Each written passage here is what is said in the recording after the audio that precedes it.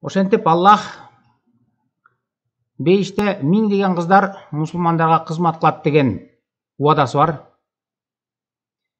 Ал жөнүндө албетте дүйнө жүзү билет. Ал жөнүндө ориенталисттер ал турмак ошого арнап сүрөттөрдү тартышкан. Ориенталист деп бул айта кетчү нерсе чыгыш маданиятына, тарыхына, динине кызыгып, анан ошолорду элестетип тарткан сүрөтчүлөрдү айтат.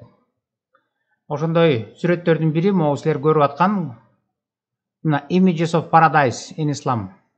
Мындай сүрөттөрдү тартышкан, бул исламдын бейишин элестетип. Ушуну эле YouTube'дан көрсөк болот, чоңураагын. Дагы орусча мына. Images of Paradise in Islam.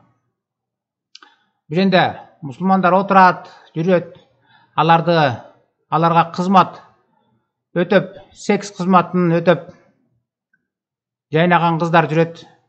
Ушуну бул исламдын бейишин элестетип тарткандары. Дагы кандай убадаларды берген Аллах, ал жөнүндө биз Курандан карап көрсөк.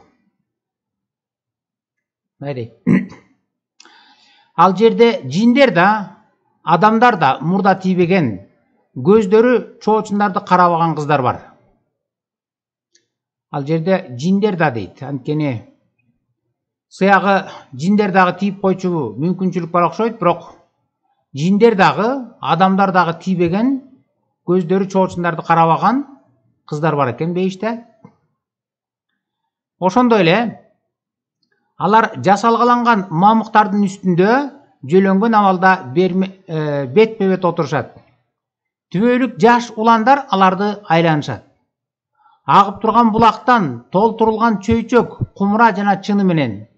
Ал мас да кылбайт, баш да оорутпайт. Каалаган жемиши болот. Табити тарткан куштардын этин жешет. Кара көз алар үчүн үр кыздар сакталган бермет сыяктуу. 56-сүрө 15-23 аяттар. Бул жерден көңүл бура кетчү нерсе кыздарды кандай сүрөттөп атат? Кара көз алар үчүн үр кыздар сакталган бермет сыяктуу дейт. Кыздардын сулуулугун берметке салыштырып атат. Бермет. Андан кийин алардын айланасында түбөлүк жаш бозуландар кызмат кылышат. Силер аларды көргөн кезде чачып жиберген бермет маржандарбы деп ойлойсуңар. Бул жерде кыздар менен биргеле түбөлүк жаш бозуландар жөнүндө айтып атат. Алар дагы кызмат кылышат экен. Аларды дагы көңүл бура кетчү нерсе эмнеге салыштырып атат? Силер аларды көргөн кезде чачып жиберген бермет маржандарбы деп ойлойсуңар дейт. Эмне себептен бермет маржандарбы дейт? Анткени алардын сымбаттуулугу жана тунуктугунан улам. Буга чейинки өткөн сабакта айтып бербедик белек? Аялдарды дагы сүрөттөгөндө бейиштеги алар ушундай прозрачный же тунук деп сүрөттөгөн. Бул жерде дагы бозуландарды дагы ошондой эле бермет маржандарбы деп ойлойсуңар. Эмне себептен? Алардын сымбаттуулугу жана тунуктугунан улам дейт. Кийинки аят. Чындыгында таквалар бактарда жана ырахатта болушат. Алар эгеси берген жакшылыктын даамын татышат. Аларды эгеси тозок отунан сактайт. Жасаган жакшы амалдарыңар себептүү. Жегиле жана ичкиле, тамагыңар таттуу болсун. Тизилген мамыктарда жөлөнгөн абалда отуруп, биз аларды кара көз, үр кыздарга үйлөндүрөбүз. Биз аларга өздөрү каалагандай жемиш менен этти мол беребиз. Аларга тизилген бермет сыяктуу жигиттер айланып кызмат кылышат. Кыздарды кандай берметке салыштырса, бул жерде жигиттерди дагы аларга тизилген бермет сыяктуу жигиттер айланып кызмат кылышат.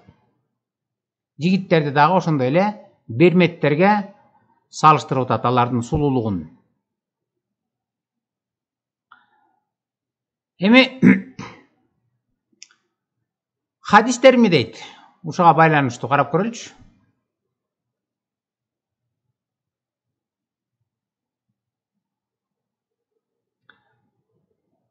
Ал Жами ат-Тирмизи китеби, хадистин Sunna.com, Жами ат-Тирмизи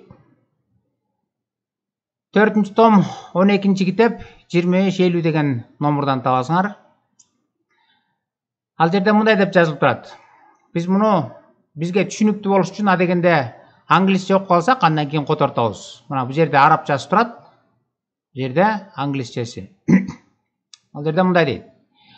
Indeed, in paradise there is a market in which there is no buying nor selling deyт.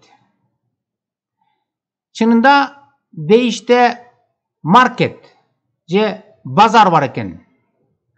Анда эч нерсе сатылбайт экен, сатып да алуу жок экен аякта. Except for images дейт. Бирок бир гана нерсе сатылат экен. Эмнелер сатылат экен? Except for images дейт. Имидждер сатылат экен.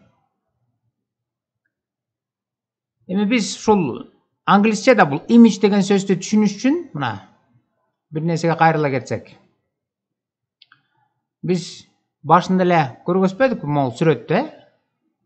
Бейиште Аллах убада алган бейиш кандай экендиги жөнүндө элестетип анан тарткан сүрөт. Астында мынча жазылып турат. Images of paradise in Islam. Исламдын бейишиндеги имидждер. Муну англисче сөздүктөн карап көрөлүчү. Мына image деген эмнени билдирет? Image. Image дегенди англисче түшүндүрмө сөздүктө мындай деп айтып атат. A picture in your mind or an idea of how someone or something is. Бир нерсенин же бирөөнүн өзүңдүн оюңда, акылыңда элестеткен сүрөт. Же башкача айтканда, кыялыңда, оюңда эңсеген элес. Ошону image дейт. Мисалы, могул сүрөткө келбедик, ошон үчүн мына бейишти элестетип тарткан сүрөт, ошон үчүн images of paradise in Islam.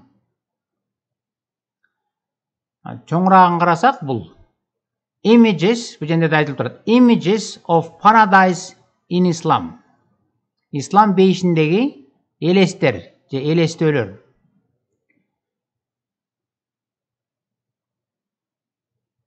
Кайрадан хадиске келсек, кайталап коелук. Бул жерде айтып атат, бейиште эмне бар экен дейт. Бейиште маркет бар экен. Ал жерде бирок эч нерсе сатылбайт экен дагы, сатып алуу дагы болбойт экен.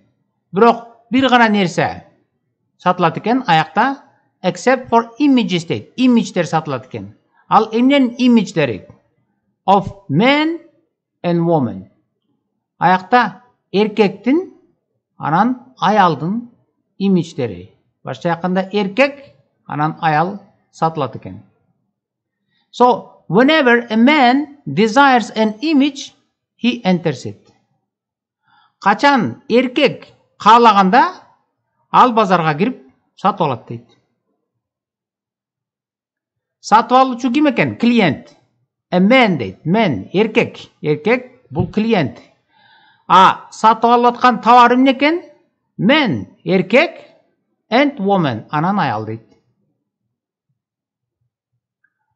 Эми ушуну орусча которуп көрөлүк. Муну биз түшүнүп алдык да, image деген эмне экенин, муну орусча кандай которот экен?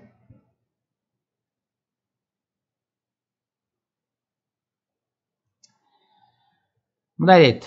В самом деле, в раю есть рынок, на котором нет ни покупки, ни продажи, кроме изображений мужчин и женщин.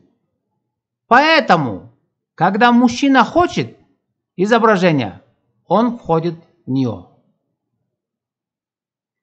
Аякта айтылгандай эле базар бар экен, эчтеке сатылбайт экен, сатпайт экен, бирок бир гана нерсени сатат экен.